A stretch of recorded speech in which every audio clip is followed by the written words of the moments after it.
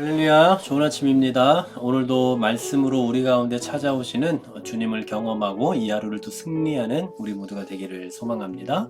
자, 어제 말씀에 이어서 계속해서 14절부터의 말씀을 생각해 보도록 하겠습니다. 오늘 우리 읽은 본문은 우상 숭배하는 일을 경계하고 있는 그 말씀으로 시작을 하고 있죠. 특별히 이 14절에 보면 그런즉으로 시작을 하고 있는 걸로 봐서 앞의 말씀, 그러니까 어제 우리가 생각해봤던 그 내용에서 이어지고 있다는 걸 알 수가 있습니다. 내 사랑하는 자들아, 우상 숭배하는 일을 피하라 라고 말씀하는데, 지금 바울이 권면의 말씀을 하고 있는 이 내용은 결국 사랑하는 마음이 있기 때문에 권면하고 있다라고 그렇게 말하고 있는 거죠. 그런데 그들을 사랑하는 마음으로 하고 있는 그 말이 뭡니까? 바로 우상 숭배하는 일을 피하라 라는 겁니다. 이미 앞서서 우리가 어제 생각해봤던 것처럼 출애굽 이스라엘 백성들 가운데서 하나님의 진노를 불러일으켰던 가장 큰 이유가 뭐였습니까? 바로 출애굽기 32장에 있는 금송아지를 만들어서 숭배했던 그 사건이죠. 그 외에도 너무나 많은 일들 속에서 우상을 섬기는 일들, 그리고 그로 인하여서 하나님의 진노를 샀던 일들이 얼마나 많았습니까? 그러니 그렇게 하면 안 된다 라는 것을 사랑하는 사람으로서 권하고 있는 그런 표현이 14절의 말씀이라고 할 수 있죠. 15절 말씀해 보시면 나는 지혜 있는 자들에게 말한 것 같이 하노니 너희는 내가 이르는 말을 스스로 판단하라 라고 말씀을 합니다. 지혜 있는 자들에게 말한 것 같이 한다.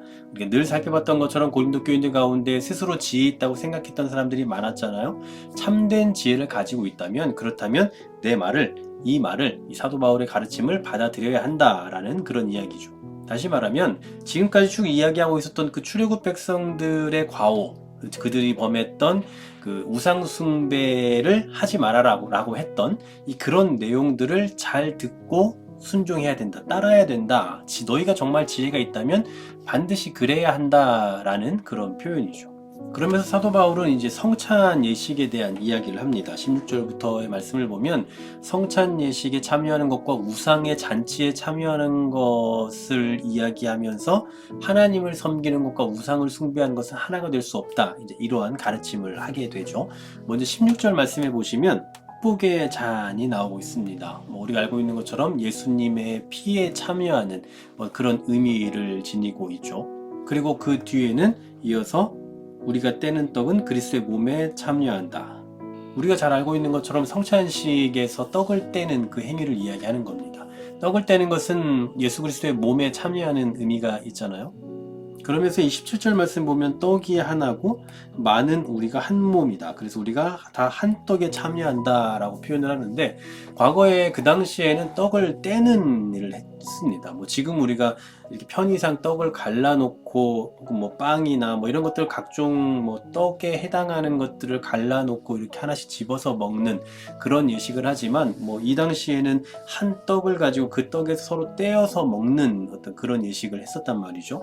그러니 한 떡에 참여한다라는 것은 결국 처음에 있었던 그 커다란 떡 하나하나 떼기 시작하기 전에 그 떡에 모두 다 참여한다. 바로 우리가 이렇게 하나이다라는 것을 말해주는 거죠.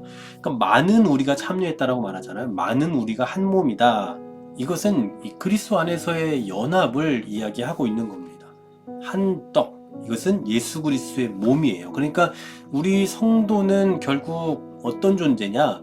예수 그리스도의 몸이다라는 사실이죠. 여러분, 사실 교회가 그리스도의 몸 아닙니까? 교회의 머리는 예수님이고, 그리고 그리스도의 몸이 바로 교회라고 말씀하고 있는 것처럼 교회는 바로 이런 공동체다라는 사실이에요. 18절 말씀에 보면 이 이스라엘 백성들의 제사를 예로 들어서 설명을 하고 있는데요. 제물을 먹는 자들이 제단에 참여하는 자들이라고 말씀을 하고 있습니다.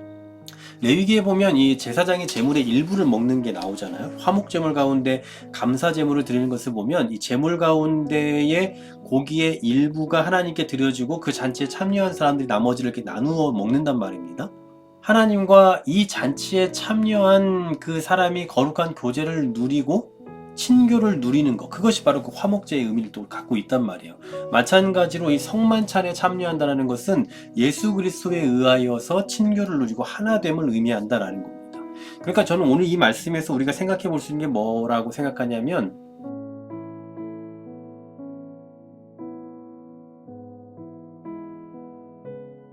교제, 친교 이런 것들이 있지만 교회의 하나됨, 교회의 연합됨의 가장 큰 의미는 바로 예수 그리스도의 몸으로서의 존재다라는 사실이에요. 그러니까 그리스도의 몸이 나뉠 수 없잖아요. 예수님의 몸을 막 다 뜯어 가질 수 있는 게 아니지 않습니까? 그러니까 우리 신앙인들은, 우리 교회는, 공동체는 바로 그리스도의 몸과 같은 존재다라는 거예요. 떨어지려 떨어질 수 없는 하나된, 그리고 연합되어 있는, 그리고 그 안에서 진정한 친교를 누릴 수 있는 바로 그러한 증거가 우리가 하는 이 성만찬에 담겨져 있다라는 사실이죠.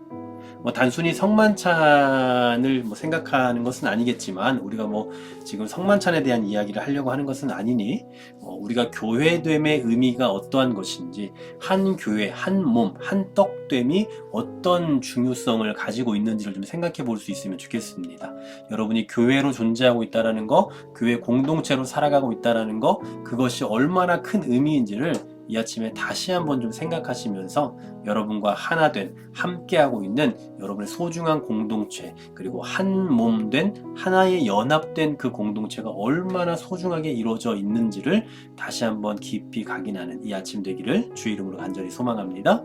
주님 감사합니다. 하나님께서 우리를 교회되게 하시고, 또 그 교회는 그냥 단순히 하나의 모임이나 공동체가 아니라 예수 그리스도의 몸과 같다라는 것을 잊지 않게 하시고, 우리의 연합됨과 우리의 하나됨이 얼마나 소중한지, 얼마나 존귀한지를 다시 한번 깊이 인식하고 생각하는 이 아침 되게 하여 주시옵소서. 예수 그리스도의 이름으로 기도하옵나이다. 아멘.